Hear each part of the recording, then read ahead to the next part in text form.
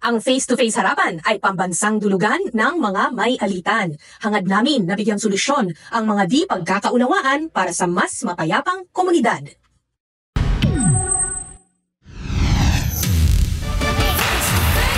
Sinong sisimangon? Face-to-face. Sinong ngingiti? Face-to-face. Inyong bangayan? Face-to-face. Huwag mong talikuran, harapin mo face-to-face.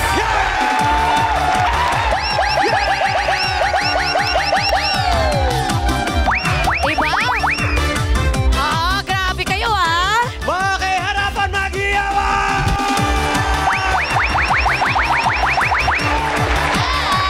Ang tunay na pagkakaibigan, walang iwanan, walang sakitan. Ito ang hashtag friendship goal ng Team Puti!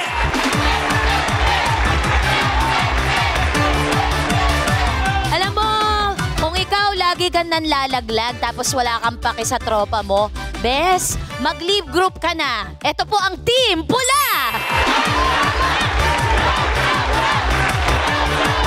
Ito ang show kung saan uuwi kayo ng bati-bati. Ito ang Face-to-face harapan!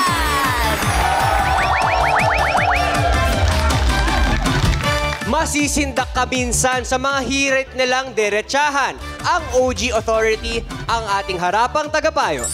Para gabayan ka sa payong legal, makinig kay Attorney Lorna Kapunan. Ang pagbabago ay nagsisimula sa kalooban. Turo yan ni Dr. Love, Brother June Banat. Unawain ang sarili at ang pag-uugali ng iba. Yan ang paalala ni Dr. Camille Garcia.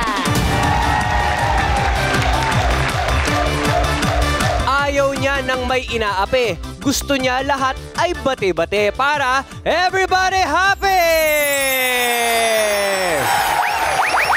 Kaya, eto na siya ang nag-iisang ate ng masa, multi-awarded journalist and host, Corina Sanchez Roa! Ate Corina! Sinong sisimangon? Face-to-face. Sinong ngingiti? Face-to-face. Ang bangayan?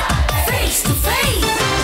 Talikuran, harapin mo face-to-face. Lahat ng ito ginagawa natin para sa inyo. Ayan!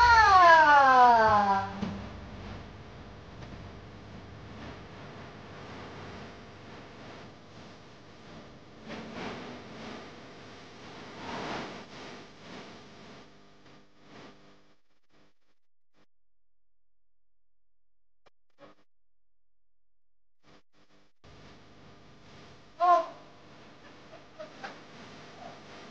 Ang dami!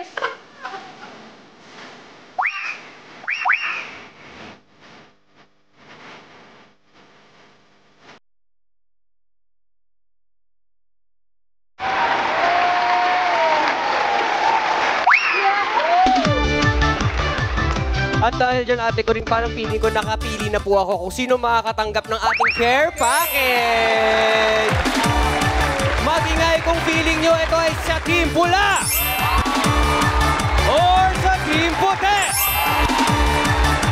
Honestly, meron talaga isang representative pero feeling ko kay Mami mapupunta.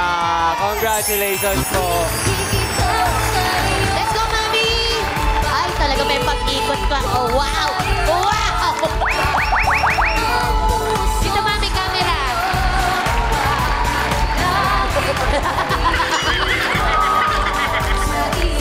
Oh, diba? Congratulations, Mami Aida! Wow, kontesera ang dating. Feeling niya nanalo siya ng Miss Universe. Diba? Ano ba? Talaga naman, rumampa pa. May pasarela. Okay, so ito na ha. Sisiga-siga daw itong isang katropa dahil walang preno sa pambubuli sa sarili niyang kabarkada. Ayan. Makinig pa kaya siya sa pakiusap na, buddy, huwag kang bully. Si Taytay ay laging nabubuli, hindi lumalaban at tahimik lang. Kaya lalo siyang napagtitripan. Kinukutawan po sa ulo na pagtatalikod ako. Bilang magulang, opinion ko sa bullying ng mga bata, yung sa anxiety ng mga bata, depression, at ang pinaka-worst ay yung magpapakamatay yung bata. Stop bullying, please! Masama yan! Nasa pagpapalaki din ng magulang sa isang anak yan. Kung magandang asa lang itinuro nung magulang sa anak, may iwasan ng mga bullying bata. Hindi ito mambubuli. Nako po, hindi nga biro ang bullying. So Jay, tigil na ba sa pagiging siga o tuloy pa rin? Hindi ko na matiis. Yan ang kanyang hinagpis dahil siya ang palaging biktima ng pang-aapi at pambubuli daw. Eto na yung nagrereklamo, Taytay. Humarap ka na!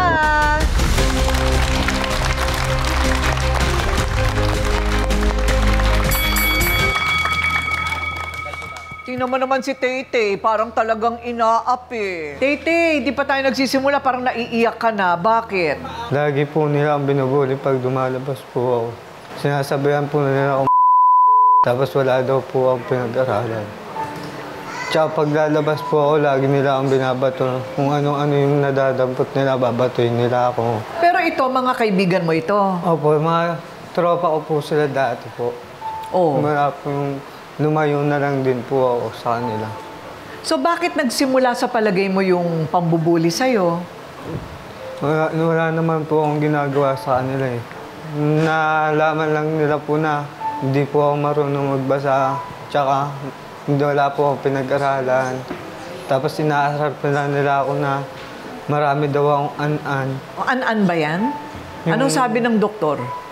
Hindi pa po ako nagpapacheck up. Hindi ka pa nagpapadoktor? Bakit ka naman hindi nakapag-aral? Talagang hindi ka marunong magbasa, magsulat? Hindi po. Marunong naman po magsulat ng pangalan ko po. Ayun. Pero yung mga po, hindi po marunong. Hindi ka napag-aral ng mga magulang mo? Hindi po. Bakit? Yung inintindi lang nila mga kapatid ko, tapos yung mga maliliit po sa amin. Okay. Ilan ba kayo magkakapatid? 8 po. 8. Pang-ilan ka? Panganay po. So bata pa yung mga kapatid mo? Opo. Ilan taong ka na? 18 po. Pero gusto mo mag-aral? Opo. Ay, kayang-kaya natin yan. Oo, kailangan mag-aral ka para hindi ka naloloko, makakakuha ka ng magandang trabaho sa buhay, di ba? Pero ang tanong dito, kaibigan mo, bakit ka ginaganon? Siya naman daw ang inirereklamong bully sa kanilang lugar. Naku, eto na siya. Jay, humarap ka na.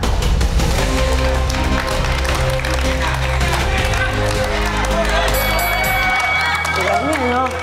Tigas ka, no? Ilan taong ka na, Jay? 20 po. Ha? 20 po. 20. Okay.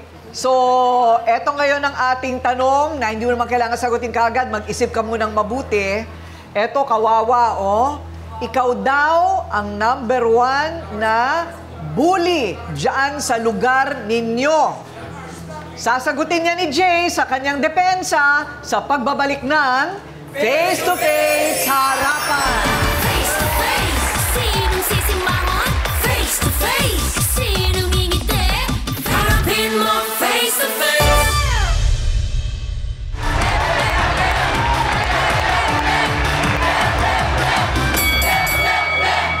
So, eto na ngayon. Mangiyak-ngiyak si Taytay nung pumasok dito. Talagang parang aping-api.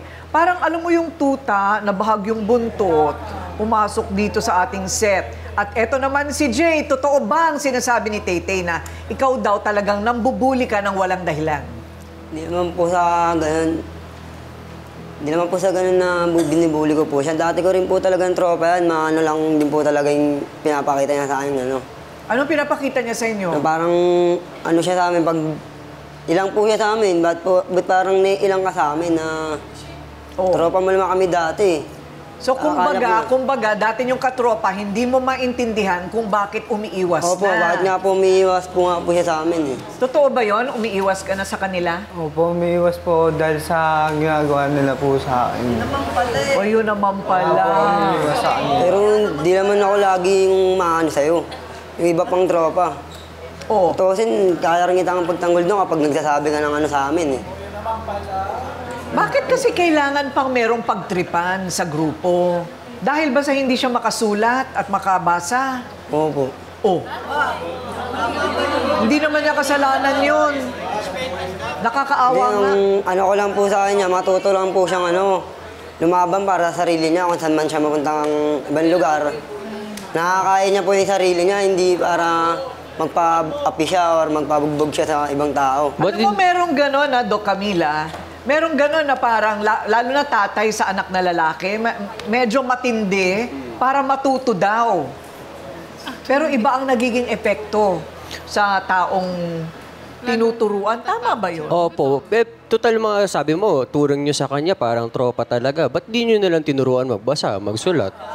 Ayaw niya naman po magpaano sa amin, puturuin tulad po niyan. Iniiwasan niya po kami, di ba?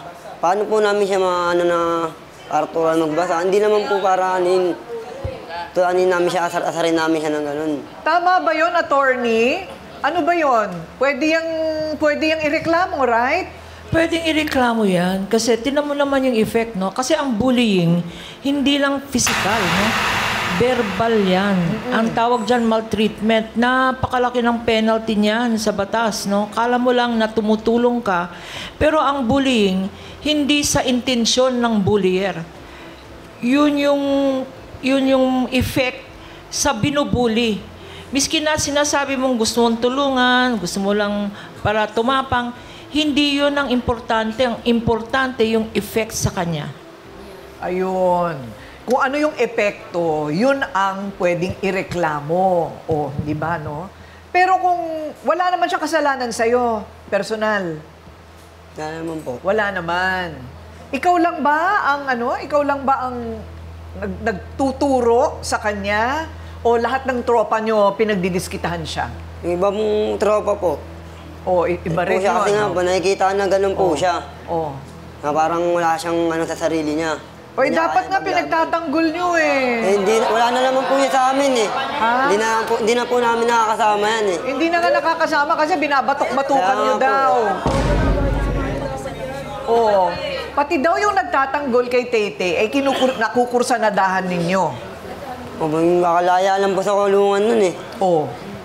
So yun ngayon ang nagtatanggol kay Tete. Opo, yung sinasabi niya daw na si Paul.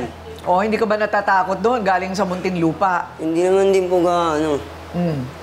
Kaya galing din naman siya sa kulungan. Hindi, alam niyo namang Hindi, kung anong dapat gagawin na sa amin, hindi gawin niya. Paano naman kaya nila dedepensahan ang kanilang sariling mga kampo? Yung binubuli at yung nambubuli, ganun ba talaga kasimple lang? Huwag bibitaw, magbabalik ang Face to Face Harapan. Sinong sisimama? Face to face. Sinong ngingiti? Harapin mo face to face.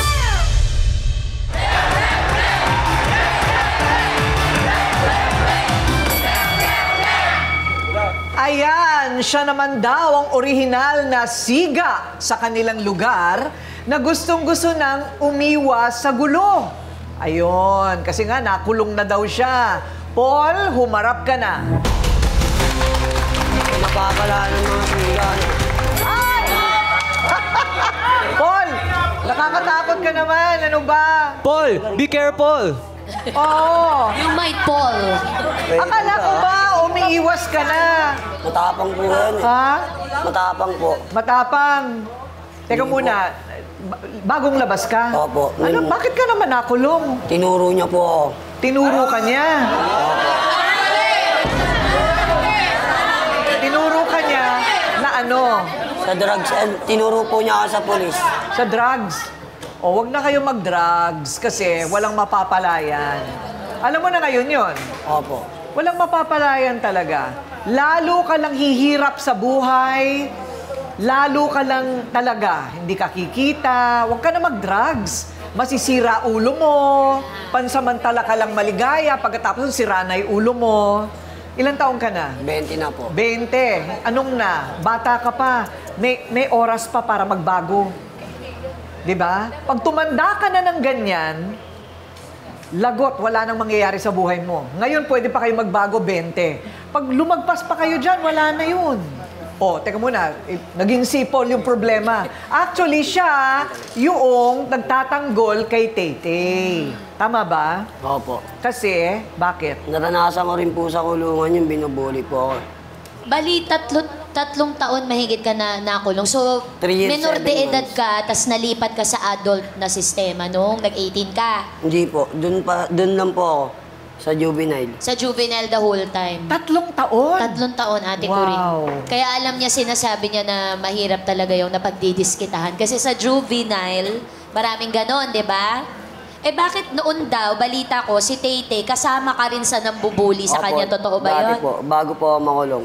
Anong nagbago mo nung nakulong ka at paglabas mo? Ano nagbago? Di po kailangan mga pinantao. Natutunan mo yun sa loob? Opo, sa loob. Napagdiskitahan ka din, naramdaman mo rin. Ano bang ginagawa nina Jay kay Taytay? Eksakto. Binabatukan niya.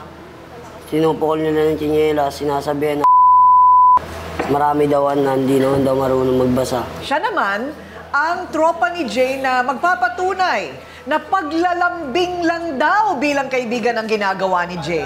Buting humarap ka na.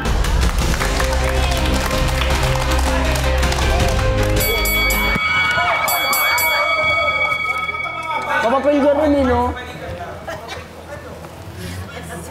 Ang mga bata, mapupusok pa.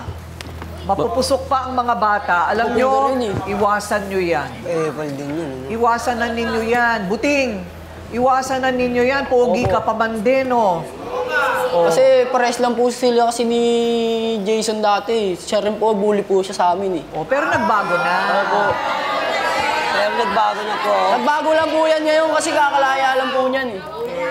Pero babalik din po yan sa dati niyang gawain po. Matik po yan. Ay, wala na. Hindi ka na babalik dyan. Hindi na po babalik dyan. Tsaka huwag pangunahan kung hindi pa naman. Yan ang hirap sa atin. Bigyan nyo ng pagkakataong magbago yung tao. Huwag gano'n. Ang tawag nga naman, di ba, rehabilitation center. Oh, Buting, ano yung sinasabi ni Jay na paglalambing lang daw kay Taytay yung mga ginagawa nyo? Nakikita ko naman po kay Jason na tinuturuan niya lang po ng kaya niya po nasasaktan si Madjen para lumaban po sa mga iba. Para lumaban po sa ibang tropa namin. Pero nakikita mo ba na gumagana yung pagbubuli ni Jay nyo sa kanya? Gumagana ba? Opo. So lumalaban na rin to? Hindi naman po lumalaban siya. Hindi talaga siya totoong Hindi po talaga siya lumalaban talaga. Oo, pero tignan mo, yung kliyente ko kasi nasa bahay lang, nakakulong. Tapos sa lahat ng lugar, bakit doon kayo sa labas ng bahay niya tumatambay? Siyempre, doon na po kasi kami talaga lumaki sa ano nila eh. Wala pa po sila doon sa bahay na yun eh. Doon na po talaga kami lagi tumatambay. Ngayon po, pag dadating siya, magyayabang po siya doon. May babae siyang kausap, pero hindi naman po siya marunong magbasa. Hindi siya po marunong mag-cellphone, hindi marunong mag-type. Kaya po ngayon tong mga tropa ko, pinapansin po siya. Kasi nakakakausap sa babae. Opo, ginamit niya lang po, message, gano'n lang po. Kasi ang gusto ng babae, mabait. Oo. Ang gusto ng babae, mabait, malambing. Opo. Pero ito yung mga bata pa, kaya maganda na bata pa lang nakikita na natin ang mga problema nyo, no? So mainit ang diskusyon po natin tungkol sa pambubuli at kung paano sila pwedeng magbago. Pagkatapos kaya nito, magbago na sila. Yan ang yan ang paninindigan ng magkakabilang kampo sa pagbabalik ng Face to Face Harapan. Face to face, sinong ngingiti? Harapin mo face to face.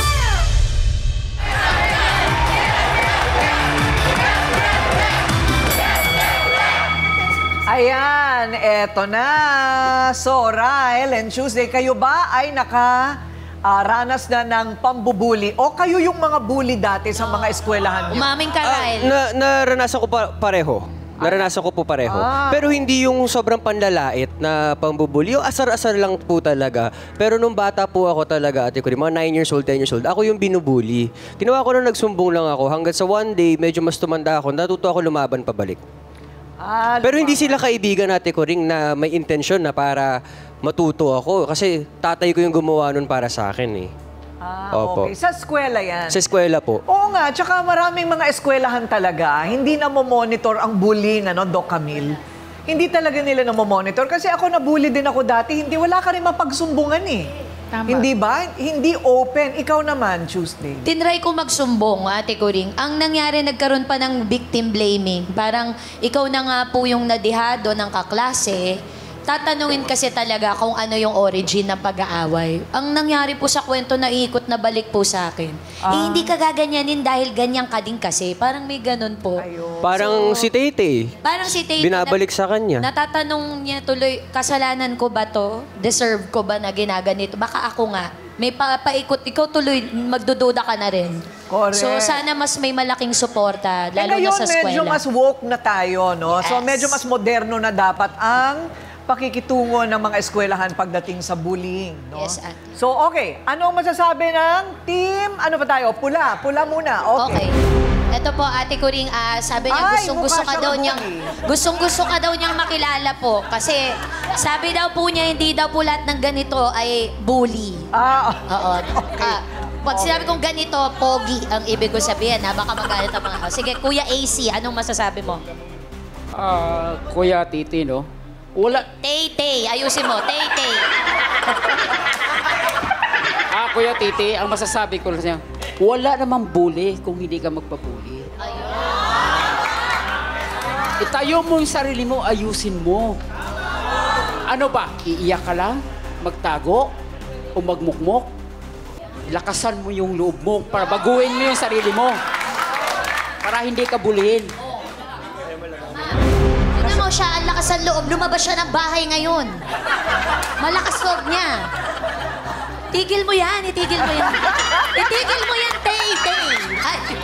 Kaya ka pala nagpatubo ng balbas at bigote para hindi ka apihin. Para hindi siya apihin. Pero yung banks, social distancing. Oo, ganun talaga. Nakapungsoy yan, wag niyong galawin. Oo. Nakikita mo pa lang siya, iiwas ka na eh. Oo, ay wag tayo dito, wag tayo dito. Okay, go. Ako para sa akin, huwag kayong mambubuli. Buti nga napakabait na ito eh. Kung hindi ito mabait, naupakan na kayo eh. Di ba?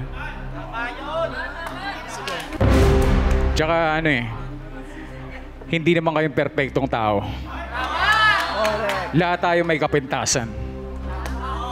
Alam nyo palang dapat turuan nyo. Huwag nyo turuan ng kadasan. Maliwanag. Ayun.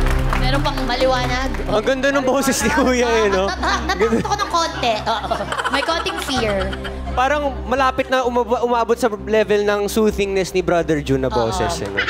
Balmy. Bago ang ating trio tagapayo, makakausap po natin ngayon ang barangay captain dito sa lugar nila. Ito ngayon ang sinasabi ko.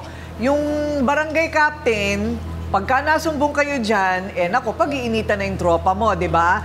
Nasa linya ngayon mula sa Barangay 182 Zone 16 Tondo, Captain Jeffrey Zapata. Kapitan, magandang umaga po. Ay, magandang umaga po, Mang Corina. Opo. So sa ganito po, yung mga, alam niyo na yung mga tropa-tropa, di ba? Yung mga tropa-tropa po, opo, yung tropa-tropa po ba dyan sa inyong barangay, binabantayan ninyo? Ay, opo, ma'am. Time to time po, nagmamonitor po kami sa aming barangay. At ginagampanan po namin ang pagiging official namin ng aming barangay 182. Lalong-lalo na po sa mga kabataan na tulad nila. Sa mga, iba po kasi ngayon mga kabataan ngayon, talagang hindi na po natin masaklawan ng kanilang iba't ibang pag-uugali, lalo na yung mga kabataan na naging nasa lansangan. Opo. So ngayon, dinudulog po namin at ilalapit po namin sa inyo itong magkabilang panig para lang po meron silang guidance mula po sa nakatatanda at may autoridad para hindi na po malihis yung kanilang buhay. Baka pwedeng mapunta sa sports, baka pwedeng mapunta sa pagwawalis ng kalye, imbis po nagdodroga, imbis nag-aaway, at saka maiwasan na po natin na makasakit pa sila at makulong pa. Kasi eto po, nagbubullying na silang dalawa eh. So pwede po ba yon? Opo? Yes po, Ma'am Corina, pwede po yan. Lalo na po ako bilang po ng barangay, hindi naman po ako nagkukulang na paalala sa mga kabataan sa aming barangay. Laging sinasabi ko nga sa kanila regarding dyan sa bullying act na yan. Sabi ko may batas na tayong pinairal dyan na Republic Act 10627, Anti-Bullying Act of 2013. Ayun, okay. At baka meron po kayong mga aktibidad sa barangay na pwede pong, alam nyo na, sumali ito pong mga miyembro ng kanilang tropa. So, asahan po namin. Yes, sir. Opo. Meron po ba? Meron po. Ngayon po, ini-implementado po namin dito sa aming barangay na yung cleanup drive every Saturday. Pwede po sila makiisa bilang maging magkaroon ng pakinabangan ng barangay sa kanila at sila rin naman ang magbe-benepisyo nito bilang paglilinis at magiging kalinisan ng aming barangay at maiwas sila sa anumang mga ganyang klase ng pag-udyok ng isang kaguluhan sa bawat grupo. Ayun, may sweldo pa yata yan. Kikita, yes po, kahit paano, kikita pa kayo. Okay, maraming salamat po, Cap Jeffrey Zapata, sa inyong pagtutulay. Opo, marami pong salamat. Maraming salamat din po, Ma'am Corina. Opo. At more power po sa inyong face-to-face. Maraming salamat po. Ano ang tunay na pakahulugan sa pagpapakalalaki? Akala kasi nila, siga sila, lalaki sila kung sila'y bully eh. Oo. Okay, so ano ang totoong definisyon? Ang totoong definition ng a true gentleman understands the other person. No?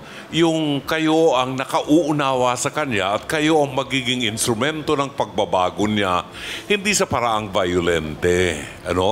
Kasi kung ating isa sa buhay lang yung the great commandment, mahalin mo ang iyong kapwa. No? Yung ayaw mong gawin sa iyo, huwag mong gagawin sa kanya. Kasi baka meron kang makatapat na mas matapang kaysa sa iyo, mas maraming tato kaysa sa iyo, at mas matibay kaysa sa iyo. May pagkakalagyan tayo. Matuto tayong malasakit, compassion sa isa't isa. Ayan. Thank you very much, Dr. Love.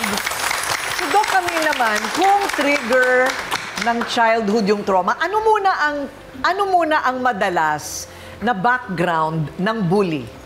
Usually, pag naranasan sa bahay yan, pwede ang mga magulang ay napaka-agresibo or nakikita nila na talagang pag nagagalit, yung mga bata ang pinagdidiskitahan. Ngayon, meron naman pag sobrang malaki yung pamilya, yung mismong panganay, syempre sila yung parang may authority. Yun yung nagiging problema dahil kasi pag sila nabubuli sa bahay, pagdating sa labas, ayaw nilang maging ganun sila. So sila yung pwedeng maging possible na bully.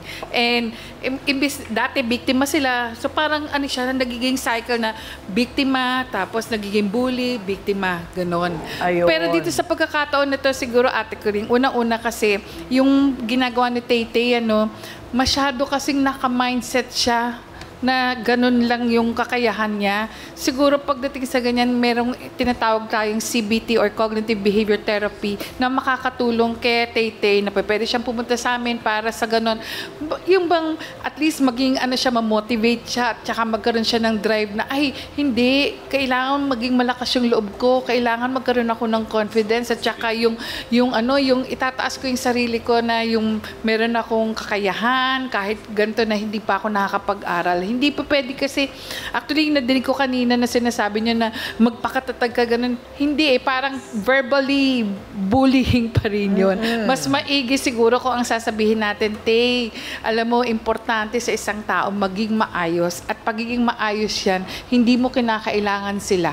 Ang kinakailangan mo, maging maayos ka at mabuting tao at hindi mo kinakailangan maging katropa yung mga bully na yan. Dahil wala silang magagawang maayos sa buhay mo. Yun Ayan. Oo. Kita mo na. Attorney Lorna, may Nakasuhan ka na ba o napakulong na bully? Yes. As a matter meron? of meron na akong kaso, no?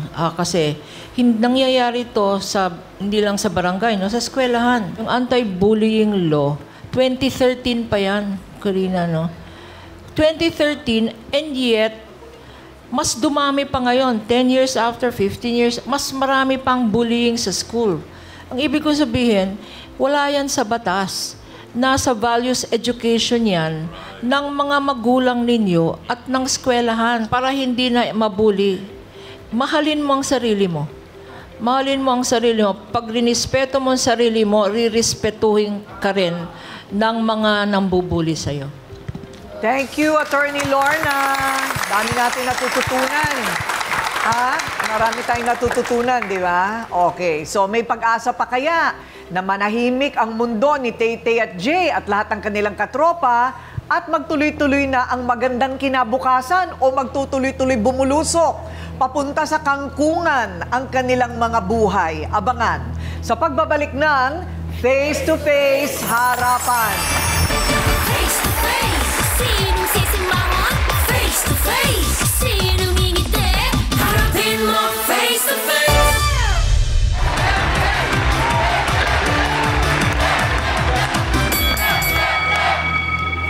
Nako, eto na. Eto na ang paghaharapan at pag-aaminan. Aminado naman kayo, mali yun. Tama ba? O, mali yun. Tsaka bata pa kayo, huwag kayong magkakamaling hindi nyo na pwedeng itama. Mahirap. 3 taon, no, sa buhay ni Paul, nakulong. O, wag na, tama na yung ganon. Tapos si Tay-Tay, lahat kayo, imo-monitor natin para kayo makapagtapos ng high school. Para kayo ay mag-ALS. Tuturuan namin kayo, kukonect namin kayo hanggang maka-enroll kayo. Hindi kailangan pumasok, kailangan lang yata. Ano ba kailangan doon? Laptop? Kailangan po ng device. Device, Yes. okay. So, aayusin din natin kung ano man ang kailangan sa ALS, bibigyan namin kayo ng maliit na cellphone. May mga cellphone na ba kayo? Wala. Okay, ito, gagamitin lang ito para sa pag-aaral at pagtawag-tawag. Hindi sa pag-i-scatter, ha? Baka natatawa. Alam mo, ngayon ko lang nangiti, Tay-Tay. Oh. Oh, tatawa na yan. Oh, di ba? Sinabi ko lang cellphone, nangiti na eh. So, hindi ba, gamitin nyo yan sa pag-aaral hanggang makatapos. Okay? Tapos, ihaharap namin kayo sa barangay para mabigyan kayo ng pagkakaabalahan at pagkakakitaan tuwing weekend. Okay? Tama yon. Tapos, si Tay-Tay baka pwedeng magkaroon ng maikling counseling dito kay Doc Camille. Okay ba yon? O, sige ha? Tsaka wag na kayo mag-aaway. Wala nang parinigan. Kung ayaw niyang sumali, pabayaan niyo siya. Diba? Kasi matatanda na kayo eh. O, so, magkamaya na kayo. Ayoko na ng away. O, sige na.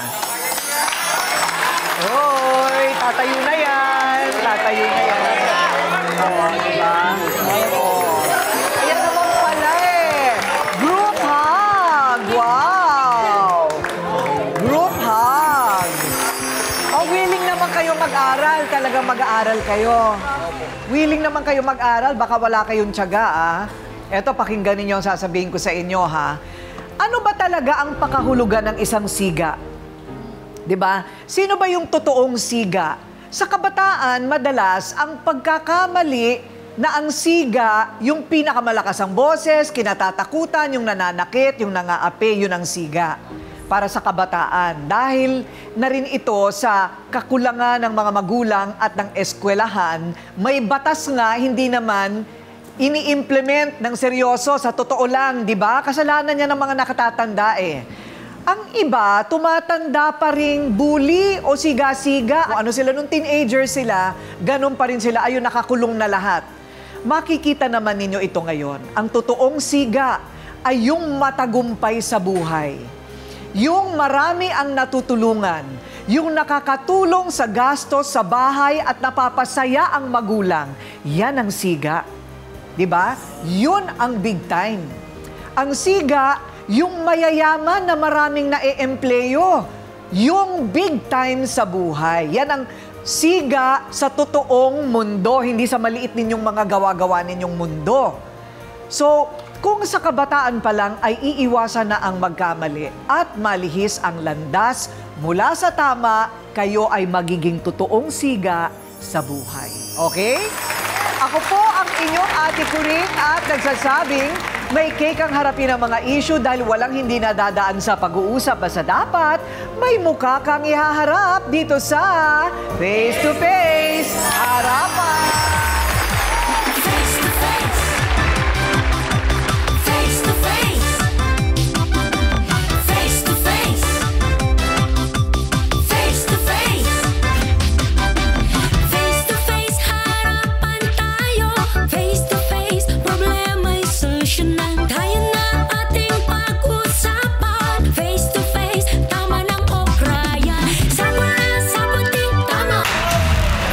Yung sahod ng anak ko, hindi mo binibigay. Nasabihan niya, mga damit ng mga anak ko, basahan daw. Mukha kasing basahan yung damit ng anak mo. O ano naman yung sampayan? Pinutol ko yung sampayan ko. Palado naman po siya, ginawa niya po kasi sobra na daw po kasi palalain. Ang punot dulo yung sweldo. Oo naman pong linggo yun, hindi ako nakakabigay kasi talagang matumalaman po. Punong-puno ng galit ang puso ninyo. Barkada kayo dati, di ba? Pag-usapan natin over champurado or kung kahit anong merienda yan at magkakaayos tayo. Harapin mo face to face.